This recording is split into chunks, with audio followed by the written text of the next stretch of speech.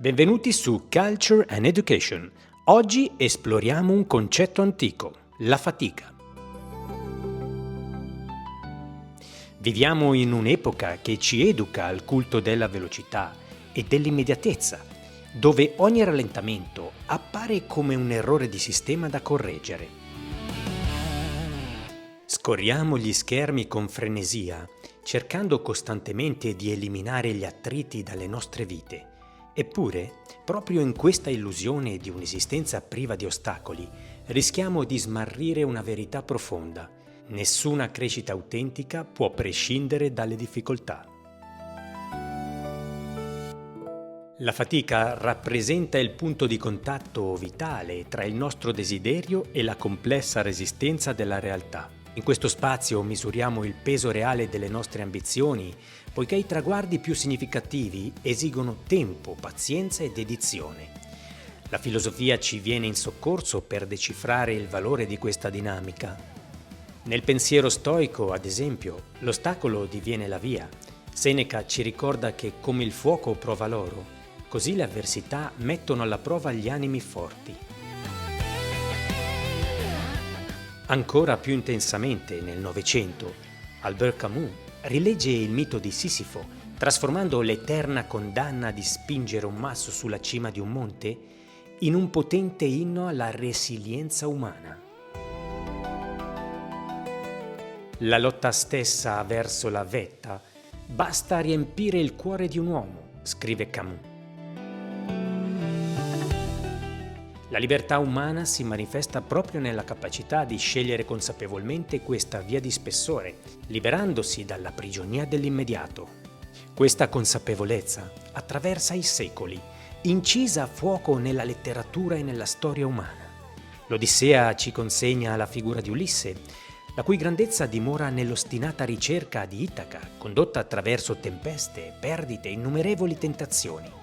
Il suo è un viaggio geografico intimamente psicologico, un'esplorazione che lo costringe a misurarsi con i propri limiti e con la vocazione che dà senso alla sua esistenza.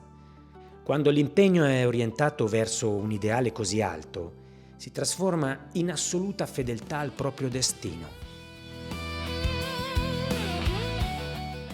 Similmente, nella Divina Commedia, Dante Alighieri compie un cammino analogo, partendo dallo smarrimento nella selva oscura. Per poter contemplare la luce del paradiso, il poeta deve attraversare le tenebre dell'inferno e scalare la montagna del purgatorio, guardando in faccia il male e riconoscendo la fragilità umana. La sua elevazione scaturisce da un percorso impervio, insegnandoci che la vera conoscenza esige un mutamento interiore capace di sostenere il peso della verità, abbandonando la comoda superficie delle cose. L'Ottocento, attraverso la poetica lucida di Giacomo Leopardi, ci regala un'immagine di straordinaria forza visiva, la ginestra.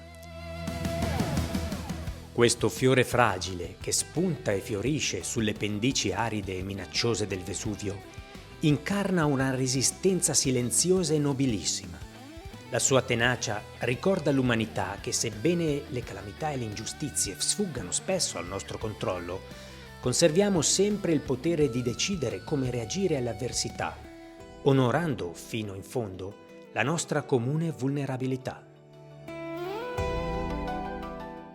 Avvicinandoci alla contemporaneità, il Novecento ci lascia in eredità vertici di fatica morale ancora più estremi. Primo Levi cambia la memoria traumatica del lager in un pilastro di responsabilità civile, sostenendo il peso immenso di fissare l'orrore con lucidità affilata.